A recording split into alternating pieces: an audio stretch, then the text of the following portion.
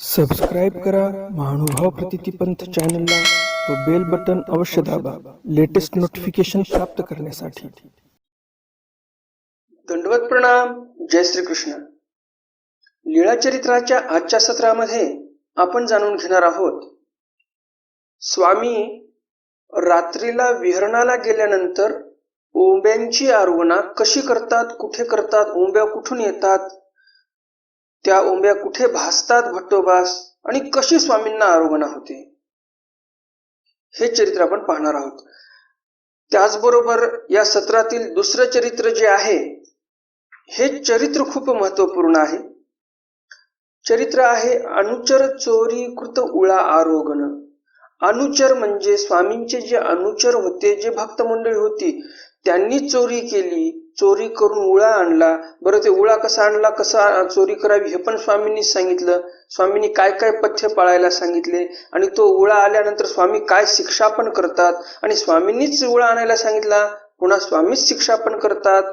हा विरोधाभास कशामुळे होतो हेही तुम्हाला सर्व सविस्तर या व्हिडिओमध्ये कळणार आहे आणि त्यामुळे हा व्हिडिओ शेवटपर्यंत पहा। नेहमीच्याच प्रमाणे आजचे दोन्ही स्वामींचे चरित्र तुम्हाला नक्कीच आवडणार आहेत आणि त्यामुळे व्हिडिओला लगेच लाईक करा। जास्तीत जास्त आपल्या वासनिक मंडळीपर्यंत हा व्हिडिओ शेअर करा। तुमच्याकडे जे व्हॉट्सॲप ग्रुप असतील त्यामध्येही हा व्हिडिओ शेअर करा आणि जे फेसबुक ग्रुप असतील, फेसबुक पेज असतील, त्यावरही हा व्हिडिओ शेअर करा, म्हणजे आपल्या वासनिक मंडळीपर्यंत ही लीळा पोहोचतील आणि त्यांनाही या लॉकडाऊनच्या काळामध्ये घर बसल्या स्वामींच्या चरित्राचा आनंद घेता येईल। हे व्हिडिओ तयार करणं, पोथी करणं, सर्व तयार करून तुमच्यापर्यंत पोहोचवणं हे तर काम मी करतो। तुम्हाला फक्त मी एक छोटंसं काम सांगितलं की तुम्ही हा व्हिडिओ तुमच्या ओळखीच्या वासनिक मंडळीपर्यंत पोहोचवा, म्हणजे त्यांचाही वेळ सत्कारणी लागेल आणि त्याचं गोमटं तुम्हालाही मिळेल। असं हे ईश्वरीय कार्य आहे। तुम्ही कुठेही हातभार लावला तरी तुम्हाला पुण्य जे आहे ते नक्कीच मिळणार आहे आणि घरबसल्या पुण्य कमवण्याची संधी मी तुम्हाला देत आहे। तर जास्त उशीर न करता चला तर आज काही नवीन ज्ञानार्जन करूया। दंडवत हो। मी ईश्वरदास महानुभाव सर्वांचं स्वागत करतो आपल्या महानुभाव प्रतितीपंथ या यूट्यूब चॅनलमध्ये। नवीन दर्शक कोणी आले असतील त्यांनाही समग्र लीळा चरित्र ऐकण्याची इच्छा असेल तर हे चॅनल तुमच्यासाठी आहे। लवकरात लवकर चॅनलला सबस्क्राईब करा, बेल बटन दाबा आणि ऑल ऑप्शन सिलेक्ट करा, म्हणजे तुम्हाला न चुकता या महानुभाव प्रतितीपंथ या चॅनलवरील व्हिडिओ तुमच्यापर्यंत येत राहील आणि तुम्ही दररोज चरित्र ऐकू शकाल।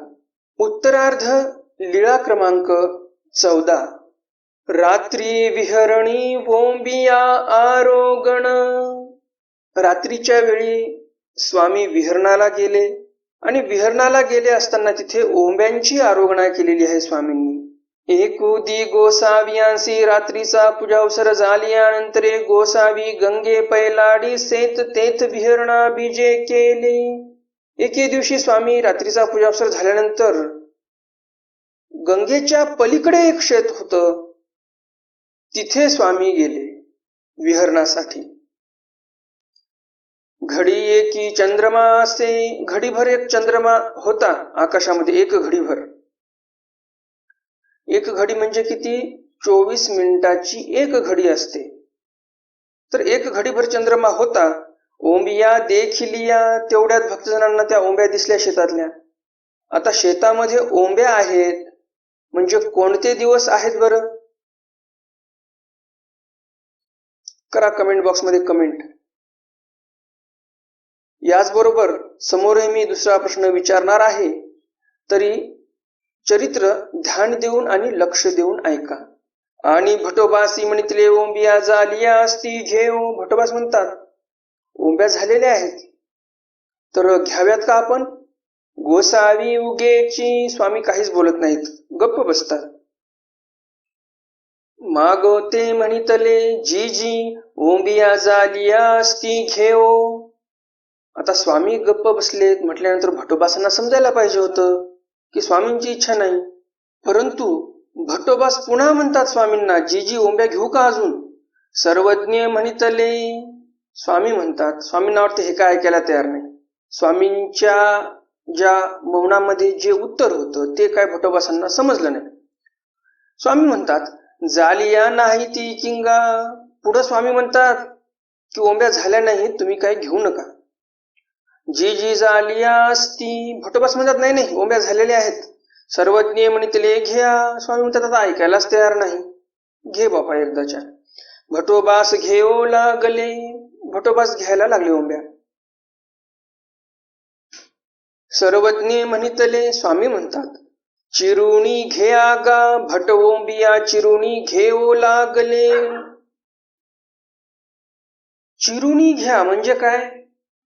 गव्हाचं शेत आहे आणि एकाच जागच्या जर ओंब्या घेतल्या भारा दोन भारा, तर शेतकऱ्याला लगेच लक्षात येईल की आपल्या शेतामध्ये चोरी झालेली आहे. आणि म्हणून स्वामी काय म्हणतात, चिरून घ्या. म्हणजे काय? एकाच जागचा गोळपासा घ्यायचा नाही. 5x5चा एरिया पूर्णच कापून काढला आणि घेऊन गेले असं नाही. चिरुणी घ्या म्हणजेच एक 4 बोट रुंदीची पट्टी, थोडीशी इथं कापायची, थोडीशी तिथं कापायची, थोडीशी तिथं कापायची. आपली तर पेंडी झाली पाहिजे, शेतकऱ्याच्या तर लक्षात आलं नाही पाहिजे, अशा प्रकारे घ्या असं स्वामी त्यांना मार्गदर्शन करतात. आणि मग भटोबास चिरून चिरून घ्यायला लागले. म्हणजेच थोडं थोडं, थोडं इथलं, थोडं तिथलं, थोडं तिथलं, शेतकऱ्याच्या काही लक्षात येऊ नये अशा प्रकारे भटोबास ओंब्या घेतात. गोसावी पुढारे बीजे केले. स्वामी निघाले समोर. माळ्यावरी वळघले. एका माळ्यावर जाऊन उभे राहिले. शेतामध्ये माळा तयार करतात शेतकरी लोक, त्याच्यावर उभं राहून पाखरा हाणतात. तो माळा, त्या माळ्यावर स्वामी गेले. मग श्रीकरी गोफण घेतली. तिथेच माळ्यावर गोफण ठेवलेली होती शेतकऱ्याची. गोफण घेतली. झाभोरडी म्हणून सो करिले. त्या शेतकऱ्याच्या शेतातलं आईतं अन्न कसं खावं, ओंब्या कशा खाव्यात, आणि म्हणून स्वामी म्हणतात, चला काहीतरी या शेतकऱ्याचं काम करूया आपण. आणि माळ्यावर गेले आणि गोफणीने थोडंसं पाखरं हाणल्यासारखं केलं. झाभोरडी म्हणजे काय? एक उच्चारण असते. ज्यावेळेस पाखर शेतामध्ये येतात त्यावेळेस ते हाणण्यासाठी गोफणीने दगड मारायचा आणि झाभोरडी म्हणून म्हणायचं. तर असं एक पाखरं हाणण्याचा एक प्रकार आहे. म्हणून सो करले. त्या गोफणीने त्यांनी दगड मारले स्वामींनी. दोन्ही एकी भेलवंडिया घातलिया. दोन्ही एकी म्हणजे मातीचे ढेकळं घेऊन घातले. तव चंद्रमा मावळला. तेवढ्यामध्ये चंद्र जो होता तो मावळला. कारण की काय, सुरुवातीला चरित्रकारांनी सांगितलं आपल्याला की घडी एक चंद्रमा होता, त्याच्यामुळे चंद्रमा मावळून गेला थोड्या वेळाने. आणि गोसावी बीजे केले. स्वामी निघाले तेथून. कोहके पातले. एक कोहक होता, त्या कोहकापर्यंत पोहोचले आणि वारा सुटला. आणि एकदम जोरात वारा सुटलेला आहे. ते थोर वावधान सुटले. वावधान सुटलं म्हणजे काय? सोसाट्याचा वारा सुटला. गोसाव्यांशी कोहकी आसन झाले. स्वामी त्या कोहकामध्ये बसले. लखुदेव बाई गोसावियासी आड पासवडी धरणी. लखुदेवबाने आडवा कपडा धरला स्वामींसमोर. स्वामींवर धूळ बसू नये, कचरा लागू नये, स्वामींच्या डोळ्यात कचरा जाऊ नये म्हणून पासवडी धरली. तव भटोबास बोबाओ लागले. एवढ्या वावधानामध्ये स्वामी कुणीकडे गेले, काय गेले, काहीच पता नाही. आणि भटोबास आरडाओरडा करायला लागले. लखुदेया लखुदेया लखुदेया लखुदेया असं भटोबास म्हणायला लागलेले आहेत. लखुदेव बाये साधू दिधला. मग लखुदेवबाने इथून साथ दिला, प्रतिसाद दिला. नागदया ये गोसावी येथ असती. भयंकर वारवावधान सुटलेलं आहे आणि या वारवावधानामध्ये या दोघांचा संवाद चालू आहे. एकूण एकाला शब्द ऐकू येत नाहीत. तिकडून भटोबास जोराने म्हणत आहेत, लखुदेया लखुदेया, देव कुठे आहेत.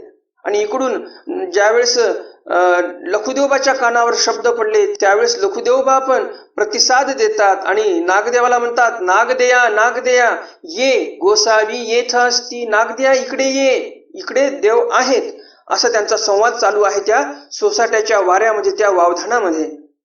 भटोबास आले भटोबास. तव वावधान नावे कसमले. स्वामी जवळ भटोबास पोहोचले आणि थोडस ते जे वावधान होतं, ते जे एकदम भयंकर असं वारं सुटलेलं होतं सोसाट्याचं, ते थोडं कमी झालं. सर्वज्ञ म्हणितले. स्वामी म्हणतात, कांगा ओंबिया भाजाना. स्वामी म्हणतात, आता आणल्यात ओंब्या तर काय करता, लगेच भाजून काढा. जी जी विष देव नाही. ओंब्या भाजायला विष देव कुठे आहे? विष देव म्हणजे विसतो. पूर्वीच्या काळामध्ये लायटर आणि माचीस असं काही खिशात घेऊन हिंडत नव्हते. आणि म्हणून भटोबास म्हणतात, आता विस्तो कुठे आहे? ते विस्तो असला तर आपण जाळ लावला असता, काड्या वगैरे काही जमा करून, परंतु विस्तोच नाही. यावर स्वामी काय म्हणतात, जा गुंफेहुनी घेऊन या जा, आणि गुंफेवरून विस्तव घेऊन या. हा घ्या पैलू दिवा दिसतू असे. स्वामी म्हणतात, बरं जाऊ द्या, पलीकडे आपल्याला एक दिवा दिसत आहे, त्या दिव्यापासून तुम्ही काहीतरी पेटवून आणू शकता. मग भटोबास गेले, विष देव घेऊन आले, विस्तो घेऊन आले भटोबास. विस्तो म्हणजे काय आणला? आता दिव्यापासून एखादं लाकूड तिथे पेटवलं असेल, किंवा एखादी गौरी पेटवून आणली असेल, असं काहीतरी केलं त्यांनी. भटोबासा सरिसी आऊसे आली, भटोबासांसोबत आऊसाही आली. गोसाव्यांसी मर्गजेसी आसन झाले असे. तिथे मर्गजेचं ठिकाण होतं एक, जिथे मर्गजा नावाची देवता मांडलेली होती, तिथे स्वामी बसलेले होते. आऊसे आली, औसा आली, गोसाव्याची श्री चरणा लागली. स्वामींच्या पाया पडली येऊन औसा. नायका येथोनी मर्गजा बोलवी जेल तरी बोलेल. स्वामी म्हणतात, नायका, आम्ही जर या मर्गजेला बोलायला लावलं तर ती बोलेल का? आऊसी म्हणितले बोलेल. आणि काय जी दर्भा, ही देवी जी आहे, दर्भा म्हणजे काय? देवी. या देवीला तुम्ही जर बोलायला लावलं तर बोलेल. पर गोसावी भीती. आता पुढं नायका एवढ्यावरच गप्प बसत नाही, औसा एवढ्यावर गप्प बसत नाही, तर औसा काय म्हणतात? स्वतःची बडाई मारतात औसा असे म्हणतात, आऊसी म्हणितले बोलेल आणि काही जी दर्भा, परी गोसावी भीती माते महाविद्या नाव मंत्रू असे. स्वामींना काय म्हणायचं होतं आणि औसा काय म्हणत आहेत बघा. आता इथे किती म्हणजे विसंवाद दिसतो इथे औसाचा. स्वामी काय म्हणतात की आम्ही जर या मर्गजेला बोलवलं, तिला बोलायला लावलं तर ती बोलेल का? औसा काय म्हणतात? आपलीच बडाई मारतात औसा म्हणतात, अहो मी बोलवल्यावरती नक्कीच येईल, माझ्याकडे महाविद्या नावाचा एक मंत्र आहे. परंतु स्वामीच घाबरतील मर्गजा आलेली पाहून. म्हणजे स्वामी काय बोलले आणि उत्तर काय दिलं, म्हणजे कशाचं कशाला तारतम्य नाही. आणि वर काय म्हणते, स्वामीच घाबरतील, अशी ही औसा. गोसाव्यांचे श्रीमुकुटी सेंडी नाही. एवढ्यावर नाही थांबत, पुढं काय म्हणते बघा. गोसाव्यांची श्रीमुकुटी सेंडी नाही, एरवी मी गाठी देतीये. स्वामींच्या डोक्यावर शेंडी नाही, आणि शेंडी जर असती तर मी गाठ मारली असती, म्हणजे तुम्हाला भीती वाटली नसती. म्हणजे आता अतिशोक्ती, आता काय म्हणावं काय, आता सांगा तुम्ही. अशी ही औसा बोलते समोर. गोसावी उगेची राहिले. आपल्याला पण आपल्या जीवनामध्ये जर असं रस्ता सोडून बोलणारा व्यक्ती जर मिळाला तर त्याच्याशी जास्त हुज्जत घालू नये. इथे स्वामी स्वतःच्या आचरणातून दाखवतात बघा. गोसावी उगेची राहिले. स्वामींना वाटलं ही बाई काही समजणारी नाही, कुठेही त्याशी डोकं लावता. एवढा मोठा परब्रह्म परमेश्वर अवतार, उभयदृश्य अवतार, जीवधर्म व्यसनीय अवतार, असे श्री चक्रधर स्वामी पण इथे गप्प बसलेले आहेत. तर प्रत्येक स्वामींच्या उठण्या बसण्यावरून, बोलण्यावरून, वागण्यावरून, स्वामींच्या गप्प बसण्यामध्ये पण आपल्याला भरपूर काही शिकायला मिळते, असं आपल्याला या प्रसंगावरून लक्षात येते. भटोबास ओंबिया भाजोणी घेऊन आले. बरं, अशा लोकांच्या जर तोंडी लागलो आपण तर आपला काही ह्यामध्ये फायदा आहे का? काही एक फायदा नाही. असे लोक असतात पालथ्या घागरीवर पाणी टाकल्यासारखे. ज्या लोकांची घागर पालथी असते, समजून घेण्याची त्यांची इच्छा नसते, पूर्वग्रह दूषित असतात काही लोकांचे, आणि ते नवीन समजून घ्यायला तयार नसतात. अशा लोकांच्या नादी लागू नये. आपली ऊर्जा अशा लोकांच्या ठिकाणी बडबड करून खर्ची घालू नये. आपली ऊर्जा काहीतरी एक विधायक कार्यामध्ये खर्ची घालावी. असे पूर्वग्रह दूषित असलेल्या माणसासोबत डोकं लावून घंटाभर व्यर्थ घालण्यापेक्षा, ज्या व्यक्तीची कोरी पाटी आहे, काही अन्यथा ज्ञान नाही त्याच्याकडे, म्हणलेलं ऐकण्यासारखा माणूस आहे, त्याच्या ठिकाणी असे 10 माणसं जरी बसवले तुम्ही आणि 1 घंटा नाही 10 मिनिटं जरी बोलले तरी त्या लोकांवर जास्त तुमचा प्रभाव पडेल. तुमची गोष्ट ते पुढचे लोक जास्त चांगल्या प्रकारे समजून घेतील. एका पूर्वग्रह दूषित असलेल्या माणसाच्या नादी लागण्यापेक्षा 4च का असेना, 1च का असेना, तिथे वेळ घाला. तुम्ही 10 नाही भेटले तर एका माणसाच्या ठिकाणी वेळ घाला, काय हरकत नाही. परंतु इथे 1 तास बडबड केल्यानंतरही तुम्हाला काही फळ मिळणार नाही, तुम्ही त्याला काही समजावू शकणार नाही. आणि इकडे ज्याचे पूर्वग्रह दूषित नाहीत, त्याने काही असं ऋण धरून ठेवलेलं नाही, माझे बापे सांगितले असं म्हणून ठेवलेलं नाही काही, अशा व्यक्तीला तुम्ही 10 मिनिटं जरी बोलले तरी भरपूर काही तो व्यक्ती समजून घेईल आणि तुमच्या म्हणण्याचा भावार्थ त्याला समजेल आणि तुमचे 10 मिनिटं सत्कारणी लागतील. तर भटोबास इथे ओंब्या भाजून आणतात आणि सर्वज्ञ म्हणितले स्वामी म्हणतात, वानर्या येथोनी नाही काते ऐसे म्हणितले. मग स्वामी भटोबासांना म्हणतात, म्हणजे बघा, परमेश्वरालाही स्वतःच्या एका भक्ताचं काय केलेलं काम आहे ते दुसऱ्या भक्ताला सांगावं लागत आहे. कारण औसा जी आहे ती स्वामींच्या शब्दात समजू शकणारी बाई नाही आणि म्हणून भटोबासांना स्वामी सांगतात आणि भटोबास बरोबर तिला तिच्या शब्दामध्ये समजून सांगतात. काय म्हणतात भटोबास समोर येणारच आहे, तुम्ही व्हिडिओ शेवटपर्यंत पहा, भरपूर काही माहिती तुम्हाला या व्हिडिओमध्ये मिळणार आहे. स्वामींच्या या चरित्रातून तुम्हाला भरपूर काही समजणार आहे की जीवनामध्ये कसं वागावं, कसं जगावं, कोणाशी कसा संपर्क करावा, कोणाशी किती वेळ बोलावं, कोणापुढं कसं गप्प बसावं, हे सर्व तुम्हाला समजणार आहे. तुमच्या प्रापंचिक जीवनामध्ये, वैवाहिक जीवनामध्ये पण तुम्हाला ह्या गोष्टी खूप मार्गदर्शक ठरणार आहेत आणि म्हणून कळकळीची विनंती आहे, व्हिडिओ शेवटपर्यंत पहा. तर स्वामी भटोबासांना म्हणतात, वानर्या येथोनी नायकाते ऐसे म्हणितले. इथून नायकाला, आम्ही नायकाला असं म्हटलो, औसाला असं म्हटलो, नायका येथोनी मर्गजा बोलवी जेल तरी बोलेल. आम्ही असं म्हटलो, फक्त एवढंच म्हटलो की आम्ही जर मर्गजेला बोलायला लावलं तर ती बोलेल का? तो नायक ऐसे म्हणती. आम्ही असं म्हटलो आणि नायिका काय म्हणते आणि औसा काय म्हणते, बोलवी जेल आणि काही दरबा परी गोसावी भीती माते महाविद्या नाव मंत्रू असे. बघा, हिने दुसरेच चालू केलं असं स्वामी सांगतात की ही आम्हाला अशी म्हणायला लागली आहे की मी बोलवलं तरी ती मर्गजा येईल, माझ्याकडे महाविद्या नावाचा मंत्र आहे आणि त्या मंत्राच्या उच्चार आणि ती देवी येईल. परंतु त्या देवीला पाहून स्वामी घाबरतील.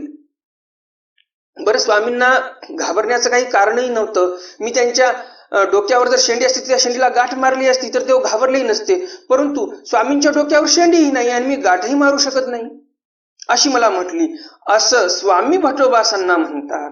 आणि मग भटोबास औसा ज्या शब्दामध्ये समजते त्या शब्दामध्ये औसाला उत्तर देतात. काय म्हणतात भटोबास, तव भट्टोबासी म्हणितले. भट्टोबास म्हणतात, ढोरे राखवो आऊवे जया देवाचे नि जडे पार्थिवे वेधती बोलती तो बोलण्यासी भील. भट्टोबास सरळ म्हणतात, हे आऊवे, ढोरे राख जाऊन ढोर राख. तुझी अक्कल काय अजून देवाला ओळखू शकली नाही, तुझी बुद्धी कशी आहे अजून तू देवाला ओळखू शकली नाही, तू फक्त ढोर राखायच्या कामाची आहेस, असं भट्टोबास औसांना म्हणतात. ज्या देवाचे जडे पार्थिवे वेधती, ज्या देवाच्याने जडे पार्थिवे वेधतात, पार्थिव आणि जड प्रपंच जो आहे तोही वेधल्या जातो परमेश्वराच्या ठिकाणी. आणि अशा या वेदवंती श्री चक्रधर स्वामी सारख्या अवताराला तू अशी म्हणत आहेस, तू फक्त ढोर राखायच्या कामाची आहेस आऊ, तू काही कामाची नाहीस. असे शब्द औसाला लागत होते. त्यावेळेस औसा समजत होती. आणि असे शब्द देव कशाला बोलतील, कारण परमेश्वर हे श्रेष्ठ आहेत. आणि असे शब्द बोलून या औसाच्या बरोबरीला देवाला येऊन बसायचं नव्हतं, भटोबासांच्या बरोबरीला देवाला येऊन बसायचं नव्हतं. परमेश्वर श्रेष्ठ आहेत. सोना चांदी बजता नहीं कासा करे झनकार, ऊंचा पुरुष बोले नहीं नीचा करे बकवास. सोनं आणि चांदी हे जे शुद्ध धातू आहेत ते कधी वाजतात का हो? जसा मंदिरातला घंटा काशाचा असतो, खूप जोरात वाजतो. मंदिरातल्या झांजी काशाच्या असतात, खूप जोरात वाजतात. परंतु एखादा श्रीमंत व्यक्ती आहे आणि त्याला असं वाटलं की नाही, आज मला सोन्याच्या घंटा देवाला अर्पण करायच्या आहेत आणि सोन्याच्याच झांजी द्यायच्यात, तर त्या घंटा आणि त्या झांजी खरंच आवाज चांगल्या देतील का? नाही, संयुक्तिक नाहीच हे. कारण सोन्यापासून घंटा, कितीही पैसा असला तुमच्याकडे तरी घंटा हा काशापासूनच बनला पाहिजे, तरच त्याचा उपयोग. मंदिरातली झांज ही काशापासूनच बनली पाहिजे, तरच तिचा झंकार होईल, सोन्या चांदीपासून नाही होणार ना. तर जे हीन धातू आहे, कास, पितळ, हेच वाजू शकते जोरात. आणि जे सोनं चांदी आहे त्याच्या कोणी घड्याळी घंटा करत नाही, झांजी करत नाही, कारण ते वाजतच नाही. शुद्ध धातू आहे ते वाजत नाही, उच्च धातू आहे, उच्च धातू असल्यामुळे ते वाजत नाही. तसेच उच्च पुरुष जे असतात, श्रेष्ठ पुरुष स्वामींसारखे, हे बोलत नाहीत. आता या औसाला असे शब्द लागत होते, भटोबासांनी जे उच्चारले. आता हे शब्द कशाला देव उच्चारतील? नाही उच्चारणार. आणि म्हणून स्वामींनी औसाला जे शब्द पाहिजेत ते शब्द कोणाकडे होते? तर भटोबासांकडे. आणि म्हणून स्वामींनी भटोबासांना सांगितलं, आणि भटोबासांनी बरोबर त्यांना जे शब्द लागतात त्या शब्दामध्ये समजावून सांगितलं. आणि मग औसा काय म्हणतात? नेणेची रे बाणागणा, मला माहितच नव्हतं रे, असं औसा म्हणतात. तर सोना चांदी बजता नहीं, कासा करे झनकार, ऊंचा पुरुष बोले नहीं, नीचा करे बकवास. जे उच्च धातू असतात ते कधी वाजत नाहीत, जे नीच धातू असतात तेच वाजतात. त्याप्रमाणे उच्च माणसं जे असतात ते उच्च माणसं कधीही असं बडबड बडबड काही वायपट करत नाहीत. जे नीच माणसं असतात तेच बडबड करतात. उदाहरण आहे या धातूचं. मग गोसावी गुंफेसी बीजे केले. मग स्वामी गुंफेकडे गेले. बाईसी ओंबिया चौखटा केलिया, बाईसांनी चौखट केल्या, ओंब्या व्यवस्थित स्वच्छ केल्या, काडी कचरा त्याच्यातला काढला. वाटा घातलिया, साखर घातली, एका वाट्यामध्ये ओंब्या टाकल्या, साखर घातली त्यावर. गोसावियांशी ओळगविलिया, स्वामींना ओळगवल्या त्या ओंब्या. गोसावी प्रसादू केला, स्वामींनी प्रसाद केला. अवघ्या भक्तजनादी धलिया, सर्व भक्तजनांना दिल्या ओंब्या. गोसावियांशी आरोगणा झाली, स्वामींनाही आरोगणा झाली त्या ओंब्यांची. गुळला झाला विडा ओळगविला, गुळला झाला स्वामींना. नंतर गुळा झाल्यानंतर बाईसांनी विडा दिला. मग गोसावियांशी पहुडू झाला, आणि मग स्वामींना पहुड झालेला आहे. आजचं हे स्वामींचं चरित्र तुम्हाला नक्कीच आवडलं असेल. पुढचंही चरित्र आपण घेतलं असतं, परंतु चरित्र मोठं आहे आणि आपला अर्धा तास ह्याच चरित्रामध्ये संपलेला आहे. तरी जे अनुचर चोरीकृत उळा आरोगण हे चरित्र आपण उद्याच्या सत्रामध्ये पाहणार आहोत. स्वामी सुरुवातीला सांगतात कसा उळा घ्यावा, आणि नंतर स्वामी भटोबासांवर कोपतात आणि खूप सुंदर वचनाचं निरूपण इथे स्वामी करतात. हे चरित्र खूपच ऐकण्यासारखं आहे. उद्याच्या सत्रामध्ये आपण हे चरित्र नक्की पाहूया. आणि आजचं जे चरित्र तुम्हाला आवडलेलं आहे हे चरित्र लगेच लाईक करा, या व्हिडिओला लगेच लाईक करा, आणि जास्तीत जास्त आपल्या वाचनिक मंडळीपर्यंत हा व्हिडिओ शेअर करा, म्हणजे त्यांनाही या ज्ञानाचा लाभ होईल. आपल्या वाचनिक मंडळींचे जे व्हॉट्सअप ग्रुप असतील, फेसबुक पेज असतील, फेसबुक ग्रुप असतील, त्या फेसबुक ग्रुपवर पण हा व्हिडिओ चांगला शेअर करा, म्हणजे त्यांनाही या ज्ञानाचा लाभ होईल. कालचा प्रश्न होता, कोण श्रेष्ठ आहे? दृष्टार्थीये, क्रिया करणारे, की अदृष्टार्थीये? नवस पूर्ण झाला आणि म्हणून क्रिया करतात ते दृष्टार्थीये, आणि अदृष्टार्थीये कोणाला म्हणतात? जे परमेश्वराला म्हणतात, परमेश्वरा मला तू व्हावा, तूची भेटावा, मला दुसरं काही नाही पाहिजे, याला अदृष्टार्थीय म्हणतात. आणि अशी क्रिया करणाऱ्यांना निर्हेतुक क्रिया करणारे असं बोलतात. जे फक्त परमेश्वराला म्हणतात देवा तूची व्हावा, तूची भेटावा, स्थानापतीपाशी जातात, उपार दाखवतात, उटी करतात, देवा तुम्हाला भेटला पाहिजे, काही मनामध्ये हेत नाही, चार साधू जीव घालतात, काही मनामध्ये हेत नाही, माझ्या घरी हे कमी पडलं, मला हे पाहिजे ते पाहिजे, काही हेत नाही, तर त्याला निर्हेतुक असं बोलतात. तर कालच्या प्रश्नाचं उत्तर काय होतं? कोण आवडते देवाला जास्त? कोण श्रेष्ठ आहे? जे अदृष्टार्थी आहेत, जे ईश्वराला म्हणतात देवा तुची व्हावा, तुची भेटावा अशी आरती करतात. चार प्रकारचे दुःख सांगितलेले आहेत: निर्वेद, अनुताप, अनुशोच आणि आरती. तर या चार दुःखापैकी एक आरती आहे. निर्वेद म्हणजे काय? जे भूतकाळामध्ये जे दोष घडले, जे पाप घडले आपल्याकडून, त्याच्याविषयी दुःख करणं परमेश्वरापुढे स्मरण करताना, त्याला निर्वेद म्हणतात. अनुताप म्हणजे आजच माझ्याकडून काही दोष घडला, माझ्याकडून काही पाप घडलं, संध्याकाळी स्मरण करताना संध्याकाळी स्मरण करताना आपण देवाला क्षमा मागत आहोत, याला अनुताप बोलतात, की आजच क्रिया घडली, आजच माझ्याकडून काही मुंगी मेली, काही मच्छर मेले किंवा दुसरं काही क्रिया घडली, तर देवाला त्याविषयी दुःख करणे की देवा माझ्याकडून हे पाप घडलं, पुन्हा असं नको घडायला, हे माझ्या या पापाची क्षमा करा, माझ्याकडून जो दोष घडला मला याविषयी क्षमा करा, मी तुम्हाला क्षमा याचना करतो, हे बोलणं म्हणजे अनुताप. सांप्रत दोषाविषयी दुःख करणे त्याला अनुताप म्हणतात. आणि अनुशोच म्हणजे काय की हे परमेश्वरा, मला जे दोष घडलेत, भूतकाळामध्ये दोष घडलेत आणि वर्तमान काळामध्ये जे दोष घडलेत, असे दोष मला भविष्यामध्ये नको घडायला, त्याला म्हणतात अनुशोच. दुःख करणे, भविष्यामध्ये असे दोष नको घडायला माझ्याकडून, असे पाप नको घडायला माझ्याकडून, असं दुःख करणे याला अनुशोच दुःख असं बोलतात. आणि ह्यानंतर मग जे उरते ते आरती. आरती म्हणजे काय, परमेश्वराला म्हणणे की देवा तूची व्हावा, तूची भेटावा, ही आरती केली पाहिजे आपण. आता हल्ली आरतीचा अर्थ काय प्रचलित झाला, निरंजनीमध्ये वात लावणे, दिवा लावणे, देवाला ओवाळणे आणि एक आरती म्हणणे, जय जय अवधूत प्रभुराया किंवा दुसरी कोणती आरती येत असेल ते आरती म्हणणे, झाली आरती. तर ही आरती अभिप्रेत नाही देवाला, ही आरती तर कराच, परंतु अशा आरतीमध्ये तुमच्या मनामध्ये जर भावना येत नसतील की देवा तू मला भेटला पाहिजे, तूच मला पाहिजे, हे प्रपंच वगैरे काय सर्व नाशिवंत आहे, हे ईश्वरा तूची व्हावा, तूची भेटावा, अशी आरती तुमच्या मनामधून जर, अशा भावना तुमच्या मनामधून जर निघत नसतील तर ती आरती नाही तुमची, फक्त पोपटपंची आहे. तुम्ही बडबड करत आहात, टाळ्या वाजवत आहात आणि देवाला भुलवत आहात की मी आरती केली. देवाला भुलवण्यापेक्षा तुम्ही स्वतःला भुलवत आहात की झाली आरती, परंतु त्याला आरती म्हणतच नाहीत. आरती कशाला म्हणतात, आरती म्हणजे तूची व्हावा, तूची भेटावा, त्रिकाळ आपण आरती केली पाहिजे. म्हणजेच ह्या भावना मनामध्ये आल्या पाहिजे की देवा तूच पाहिजे मला, ह्याला म्हणतात आरती. समजलं का आरती कशाला म्हणतात? तर मला असं वाटतं की तुम्ही आजपासूनच दररोज संध्याकाळी दिवा लावला, दुपारी दिवा लावला, सकाळी दिवा लावला आणि ज्यावेळेस आरती करता त्यावेळेस मनामध्ये ह्या भावना आल्या पाहिजे. तुम्ही ह्या भावना मनामध्ये आणल्या पाहिजे. आजपासून सुरुवात करा, आत्तापासून सुरुवात करा आणि देवाला म्हणा की देवा तू प्राप्त झाला पाहिजे.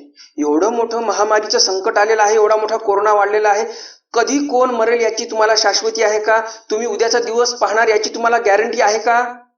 काही गॅरंटी नाही. कधी कोणाला कोरोना होईल, कधी कोणी मरून जाईल, काही सांगता येत नाही. ढोऱ्या डोंगरामध्ये जे साधक गेले होते त्यांना पण मरण आलेलं आहे कोरोनाने, तर आपली काय गत आहे?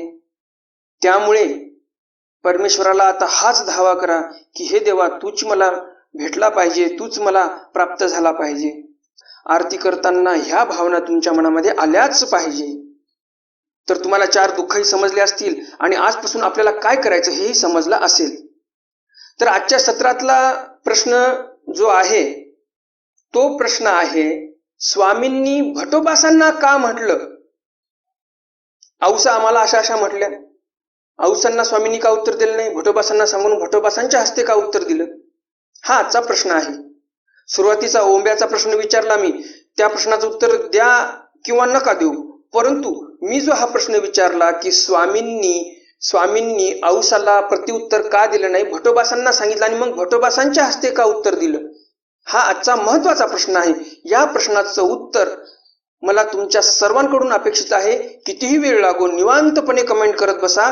वाटल्यास एक वही घ्या, पहिलं वहीवर पूर्ण उत्तर लिहा आणि नंतर टाईप करत बसा. नाहीतर टाईप करता करता काय होऊन जाते, काहीतरी मिस्टेक होऊन जाते, पुन्हा डिलीट करा, पुन्हा टाईप करा. तेवढे कष्ट नका घेऊ. पहिलं कागदावर सविस्तर उत्तर लिहा. काही मिस्टेक झाली तर लगेच खोडता येईल, लगेच तुम्हाला लिहिता येईल आणि मग टाईप करायला बसा. तर मला ह्या प्रश्नाचं उत्तर जास्तीत जास्त वाचनिकांकडून अपेक्षित आहे.